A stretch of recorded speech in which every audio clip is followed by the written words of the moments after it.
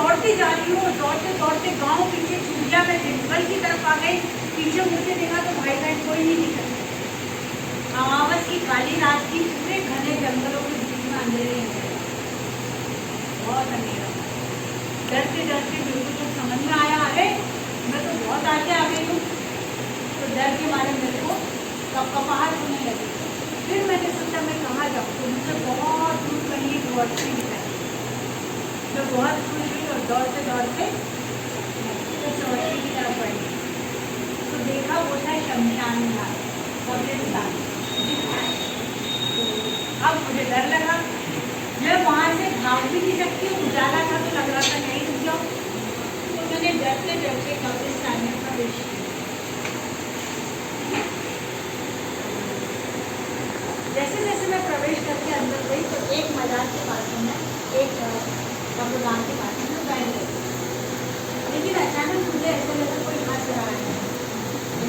आए लक्ष्मी, मैं कुछ पड़ जाता नहीं, मैं यहाँ नहीं बैठी। किसी किसी की कब्रिस्तान की तो संख्या उसके घूमने की आवाज़ हो गई। तो मैं खड़ी हुई और जाने लगी। अचानक उसमें से लोग खड़े हो गए, लक्ष्मी आओ ना, आओ ना। किसी के हाथ फूल से रंगे हुए, किसी को मुँह पे फूल लगा हुआ। डरते डरते आए लक्ष्मी, हेलो लक्ष्मी। मैंने दो दौड़ लगाई और सीधे वहाँ से बाहर आने की बारी सांस, मेरी सांस तेज चल रही थी बहुत, इतनी घबराहट हो रही समझ नहीं आता। इतने में गला काटे काटे हो रहे थे, तभी मुझे वहाँ सामने से कार आती है। इतनी खुशी हुई कि इस अंधेरे जंगल में मुझे एक कार तो मिली। मैंने कहा मैं इसके साथ पर ये रोकेगा जब तो मेरी रात में लड़की को देखी कौन रोकेगा। तो मैंने उसको हाथ दिखाया लिफ्ट के लिए, तो उसने आके मेरे पास गाड़ी तो मैंने उससे कहा अंकल आप मुझे आगे गाँव में छोड़ देंगे क्या, गाँव की बात में बस्ती जो है वहाँ तक छोड़। अभी बाद में पानी की बोतल है, मुझे पानी लेके पी। उसके बाद आगे चली तो एक और पैसेंजर, एक और व्यक्ति मिल गया। मैंने कहा हाय, एक से खड़े और आगे उसने लिफ्ट मांगी, वो भी मेरे पास में आके बैठ गया। अब हम दोनों वो भी चुप रहे। मैंने कहा मानेगा मुझे अचानक में ज़्यादा बात करनी, तो मैं चुपचाप हमारी कार आगे बढ़ गई।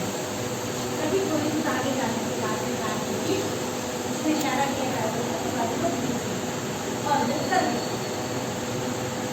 से ही वो उतर रहा था नीचे, वो मेरा ध्यान